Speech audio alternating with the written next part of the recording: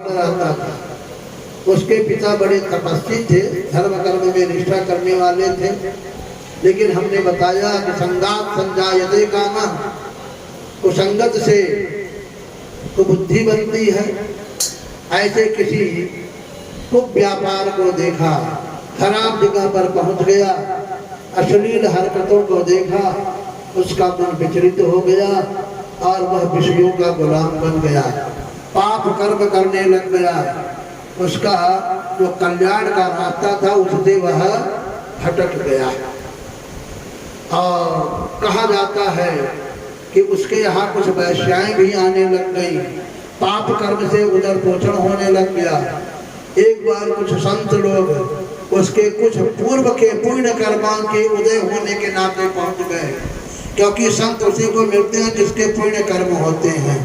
वो सादी बाबा ने लिखा है, पुण्य पुंज बिनु मिलहि न संता, असत संगति संश्रित कर अंता। हमारे पुण्य कर्म होते हैं तब हमको विशुद्ध संत मिलते हैं, नाचने गाने वाले ठगने वाले नहीं मिलते हैं। इसके कुछ पुण्य कर्म उदय हुए थे अजामिल के, जो माता पिता की सेवा किया था, अन्य ने पूजा पाठ में शुरू में मन दिया था, कुछ पूर्व के भी कर्म रहे होंगे। संतों के दर्शन हो जाते हैं। संत लोगों ने इसके यहाँ कुछ प्रसादी प्राप्त किया, जाने लग गए तो कहा, भाई संत ब्राह्मण को अगर भोजन प्रसाद खवावे तो दक्षिणा जरूर देनी चाहिए। ये एक प्रकार का यज्ञ होता है। ये पेट जो है यही कुंड है और मुंह जो है यही, इसी के माध्यम से इस यज्ञ कुंड में आहुति पहुंचाई जाती है। हाथ ही शुरुआ है। तो महाराज आपने एक यज्ञ का काम किया है किसी संत ब्राह्मण को खिला करके, तो यज्ञ की पूर्ति, यज्ञ का लाभ तब मिलता है जब दक्षिणा हो। तो दक्षिणा दे दो अजामिल, तुम्हारा काम बन जाए। अजामिल जैसा पापी आदमी दक्षिणा के नाम पर कहा, महाराज इतना ही कहाँ कम है कि हम आपका कमंडल नहीं छीन ले रहे हैं, कपड़े नहीं छीन ले रहे हैं। अब यहाँ से दक्षिणा की आशा मत करिए, प्राण लेकर के आप चले जाइए। असुर नहीं हो सकता है, बिना दक्षिणा के तो हम नहीं जाएंगे। ऐसे हठी महात्मा हो जाते हैं, लेकिन महात्मा का उद्देश्य कल्याण करना होता है। पत्नी ने इसके कहा अजामिल के, अरे दक्षिणा मांग रहे तो जो कुछ है देने दो, पूछो क्या दक्षिणा चाहिए। कहा महाराज आप बताएं दो, कितनी दक्षिणा हम आपको दे दें। कहा एक दक्षिणा है कि तुम्हारे, मैंने सुना है तुम्हारे यहाँ कोई संतान होने वाली है, कोई बालक पैदा होगा, उसका नाम तुम नारायण रख देना। और कुछ बात इतने दक्षिणा चाहिए, बात नारायण तुम कहने लग जाओ, बोलिए सतगुरुदयाल। उसने ऐसे किया, संत लोग चले गए। एक बीज जो है सत्य का डाल करके चले गए। वह बालक बहुत प्यारा था, माता पिता की सेवा भी करता था और जब जरूरत पड़ती हर समय वो नारायण को ही याद करता। नारायण कहाँ हो, नारायण एक काम कर दो। नारायण के रट उसकी लगने लग गई। यही संतों का उद्देश्य था, बोलिए तो गुरुदयाल के। अंत समय जब आया और यमदूत दिखाई देने लग गए, तुमने इतनी जीव हत्या किया है, ये देखो सब तुम्हारे दुश्मन बन करके रास्ते में खड़े हैं। घबराने लग गया, डर के मारे। उसने कहा नारायण कहाँ हो, जल्दी आओ, मेरी रक्षा करो।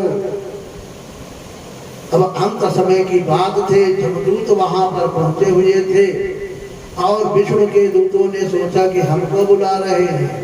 कुछ लोग कहते हैं भगवान ने विचार किया कि हमको याद कर रहा है। इतने अज्ञानी भगवान नहीं होते कि इतनों में जान पावा कि हमको बुला रहा है, अपने बेटे को बुला रहा है। ऐसा कहकर के लोग भगवान की शक्ति का तिरस्कार करते हैं। भगवान ने ऐसा कभी नहीं सोचा। तो सब जानते हैं, हमारे तन मन की जानने वाले हैं। बेटे को बुला रहा है कि हमको बुला रहा है, बोलिए सतगुरुदयाल के। लेकिन देवदूतों ने नारायण की का नाम सुन करके जाकर यमदूतों से लड़ाई झगड़ा किया और अजामिल को छुड़ा लिया। यमदूत कहते थे इनको हम नरक में ले जाएंगे, यमराज महाराज ने बुलाया है, ये मेरा शिकार है। विष्णु के दूत ने कहा रे भाई पहले तुम जाकर अपने मालिक से पूछना, अंत समय में जो नारायण कह देता है वो नारायण का व्यक्ति हो जाता है, हम तो इसको नारायण के पास लेकर के जाएंगे। अब अजामिल घबरा रहा था कि अब हम किधर जाएंगे, कहीं ऐसा तो नहीं कि एक टांग में पकड़े एक टांग में पकड़े हम बीच में पड़ जाए बोलिए तो हे भगवान इस आपस से हमको बचा लीजिए, अगर मैं जिंदा हो जाऊंगा ना सब कुछ छोड़ करके बस तुम्हारी याद करूंगा। ये अंतर हृदय से प्रायश्चित पूर्वक उसके अंतर से वाक्य निकला मन में, इस वाक्य को नारायण ने जरूर सुन लिया कि अपने कर्मों का प्रायश्चित करना, चलो इसको मौका दे देते हैं। यमदूत चले गए, विष्णु दूत भी चले गए और वह जीवित हो गया, सीधे हरिद्वार पहुंचा। कोई भेदी संत महापुरुष मिल गए, उनकी शरणागति लिया, यम नियम आसन प्राणायाम प्रत्याहार धारणा ध्यान समाधि की युक्ति नाम की धारा शब्द के डोर को पकड़ने की कला उनको मिली। महाराज अंत समय में योगाभ्यास के द्वारा उस नाम की धार को पकड़ करके अपनी सदगति कर लिया और शरीर का जब तक भोग था और अंत में शरीर भी नाश को प्राप्त हो गया। धन्य है वह अजामिल जिसने बिगड़ी हुई को बना लिया। तो संत हमारी बिगड़ी को बनाने वाले होते हैं, लेकिन हम संतों की उपेक्षा कर लेते हैं। याद रखिए बनत बनत बनी जाने पढ़ा रहे संत के द्वारे, बनत बनत बनी जाने पढ़ा रहे संत के द्वारे। बोलिए सद्गुरु दयाल। तो अजामिल की इस कथा को सुनकर के क्या हम परमहंस बन गए? जब भागवत में लिखा है श्रीमद् भागवते महापुराणे पारमहंसाम संहितायाम परमहंसों की संहिता है, तो अजामिल की इस कथा से क्या हम परमहंस बन गए? नहीं बने तो अब बन जाओगे। पहले अजामिल को समझो कि अजामिल कौन है। अजामिल कोई था कि नहीं था, आप ही अजामिल है। अजामिल की परिभाषा सुनिए, अज माने जिसका जन्म नहीं होता है, जन्म मरण से मुक्त है, वह परमात्मा ही अज है। और अमिल माने जो हम लोग मिल नहीं पाए हैं, हम ही अजामिल हैं। संसार में जितने लोग हैं वो सब अजामिल ही हैं, क्योंकि उस अज से परमात्मा से अमिल माने मिल नहीं पाए हैं। हम सोचते हैं कि कोई अजामिल था, कोई अजामिल नहीं था भाई, आप ही अजामिल हैं। आपको भी कोई संत मिल जाए और वो आपको जुक्ति बता दे, अभ्यास का तरीका बता दे, जैसे उस अजामिल को वहां पर मिला था, कहाँ? हरिद्वार में, और उसने उस गति को प्राप्त कर लिया नाम की धारा को पकड़ करके। उसी प्रकार से हमारे जीवन में भी संत मिल जाए और हम जैसे अजामिलों का भी कल्याण हो सकता है। ये देवदूत और यमदूत क्या है? हम जब गुरु महाराज हमको समझाते हैं, कर्मों की व्याख्या करते हैं, तो उसमें नरकादि का भी वर्णन करते हैं, शुभ अशुभ कर्मों का वर्णन करते हैं।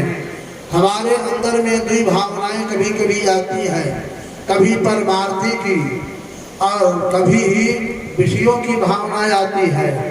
एक मनोवृत्ति और एक आत्मचिंतन, यही यमदूतों का और नारायण के दूतों का संवाद है। नहीं भाई ये काम नहीं करना चाहिए, इसमें पाप लगेगा, नहीं करेंगे। फिर मन कहता है अरे समय चूक जाओगे तो ठीक नहीं है, इसमें लाखों का लाभ है, लाखों का लाभ है। इस प्रकार से आत्मचिंतन जो है ये नारायण के दूतों की बात है, और काल जो हो यमराज के दूतों की बात है। कहाँ तुम फंस रहे हो, ये हमारा शिकार है, यही कर्म करो, तो हमारे पास तक चलो, देखो क्या हम सदगति करते हैं तुम्हारी। इस प्रकार की व्याख्या जो है संत महापुरुषों की, यही नारायण के दूत और यमदूतों की वार्ता है। संत सदगुरु की शरण लेकर के, श्रुत शब्द की जानकारी लेकर के, श्रुत माने आत्मा, शब्द माने वह साधन जिस साधन के द्वारा परमात्मा तक पहुंचा जाता है, हमारी आत्मा शब्द रूपी नाम रूपी नाव में बैठ करके अथवा डोर को पकड़ करके परमात्मा तक पहुंच सकती है। आप परमहंस होकर के मुक्त हो सकते हैं, लेकिन इस युक्ति को अपनाएंगे तो आप ही अजामिल हैं और एक दिन आप अजमिल बन सकते हैं, उस अजन्मा से मिल सकते हैं। बोलिए सद्गुरुदयाल की। तो 5 से ज्यादा बच गए हैं।